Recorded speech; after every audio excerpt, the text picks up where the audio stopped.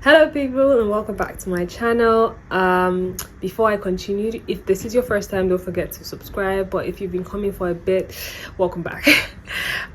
So we're about to have another conversation, and guess what? This time we're talking travel. Yes guys, I am doing a travel video because of the fact that I'm traveling soon. Yes, so after days of staying in my house and not doing anything, I've decided to actually take a trip, and I'm going to Ghana. Funny story, I was supposed to go to Togo in August, but things had to change because I was going to travel company, but then they had to change the date and I was unable to go with that. So I decided, you know what, instead of going again with another travel company, how about you plan your own trip? And when I started doing the estimates, I found out that it was actually cheaper to actually just go to Ghana. It wasn't cheaper, actually, it was about the same price. And so I thought to myself, instead of going to Togo, how about we just go to Ghana? So I'm going to Ghana, guys, for 5 nights, 6 days. I'm not going alone. I'm going with my mom, because when I said I was going, my mom, my brother, my sister, the whole clan said they wanted to come. So they left the planning to me, and now we're all going to Ghana together. What do we need? What did we need when we're going? The things we needed, just like when I was going to Benin Republic, we need passport and a yellow card. My brother and mom had to get their own yellow card. They didn't have it before.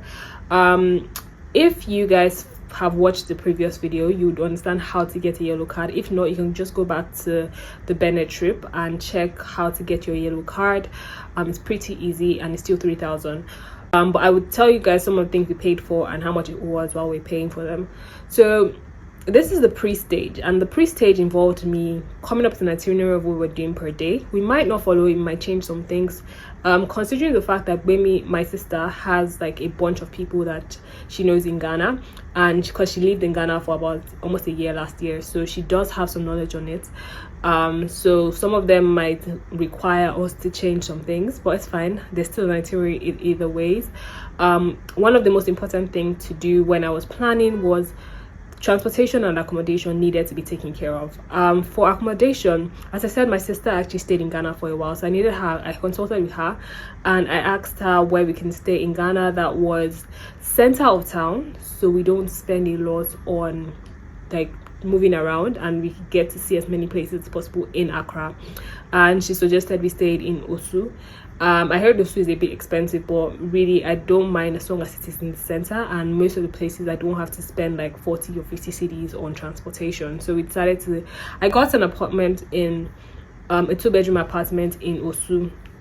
The apartment was I actually first saw it on Airbnb, but then I booked it on Bookings, because I also saw it on Bookings, and it was cheaper because of the, Bookings does this reward travel, like the more times you stay outside and stuff, they give me like loyalty discounts. So I decided to book it on Bookings, and honestly, I won't even lie, I've been having communications with the apartment, and I'm really impressed by how really timely they've been so far. I'm hoping that by the time I arrive I'm not disappointed, but so far I've been really impressed. So accommodation was taken care of.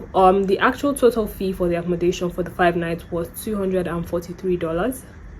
That's honestly, guys, dollar is 1,000 rands like to naira right now. God. Anyway, that's like almost 250, because by the time I did my whole conversion, everything was like 246 k plus payment.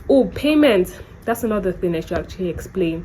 So when I wanted to pay, I had to pay directly to the apartment, and Nigeria has this problem with card where you cannot do international card transactions with your card, and I don't have a dollar account. My sister actually has, but my money was in naira, and I didn't want to have to convert it to my sister's card, and it was just been too long.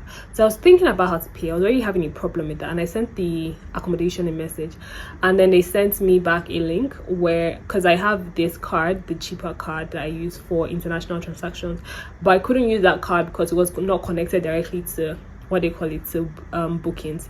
And so because of that, I wasn't sure how I was going to be able to pay, because I obviously could not withdraw the cash, and I obviously I couldn't send it to like the account from cheaper, so I wasn't sure how I was going to pay. But then they sent me apparently the apartment has a link, they call it Revolut, so apparently you can use that to do international transactions. I think they just sent me the link, I just inputted my card details, and then they debited the card immediately. So it was really easy to pay.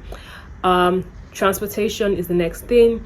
Now for transportation, we had different options, and by the way, all these things required serious research. The places we're going to, the places we're staying, places, all of them required a lot of research. But for transportation was a bit tricky. I wasn't sure. Now there are a bunch of big companies that actually, I didn't want to go with any, by the way. I'm not doing that one you jump on bus, no, I just wanted a direct bus from one location to the next, and I wanted it to be a known transport service. So apparently big transport services like GIG, GUO, ABC, Chisco, FX, they actually go to Accra, and so I needed to know which one of them I wanted to go with. Now Chisco had two options. They had the small 14-seater bus and the big coaster buses. The problem I had with those big buses was the time. It was going to happen in the night. What do I mean? I mean that the trip itself was going to start from 6 p.m. and we're arrived by 4 a.m. That wasn't going to work for us. They had the second one, the smaller one, starts by 6 a.m. and then arrival is by 3 p.m. By the way, I did not know that Nigerian road transport was actually that detailed. If you check their website, they had everything, from how much it was going to cost. You could actually check, you pick your seats, pay online. It tells you the time it's leaving, arrival time, the location of the arrival. It was like totally cool. You don't have the driver's number. It was like totally cool. And most of them actually have those information on it, so I think I was really impressed with that. But yeah, I chose Chisco because of that. The time was the only favorable time. I think ABC was saying 6 a.m. to 8 p.m. I wasn't sure about that one. FX, I had a problem with FX. Why? I can't remember. I think they had just 2 seats remaining or something like that. Was it time? I can't remember. There was a problem with FX. GIG's own was time. Most of them actually was time. I did not like the fact that some of them were starting the night. The length of time was unnecessarily long. Anyway, I ended up with Chisco. The price of it, funny thing is, there was a discount. It was supposed to be 65, but when I paid, I found out that they actually made it to be 61 or something like that. So they reduced some price for the 4 of us. So I paid for every single one of us. So right now we're done packing. I made my hair. I want to do my nails because I don't like how my nails are looking. But we're almost ready to leave. We'll be leaving in tomorrow morning, 6 a.m. I haven't done that 6 a.m. journey in a while. You see, I'm a bit worried that I've put a lot of information in this one, so it's really long and I'm a bit worried about it. So it might actually end up being 3 parts instead of 2 parts, but we'll see. We're gonna stop here so that I don't continue talking, and we're going to jump right into our next trip to Ghana. So you guys, wish me luck. I hope you guys stay till the end and have fun with us.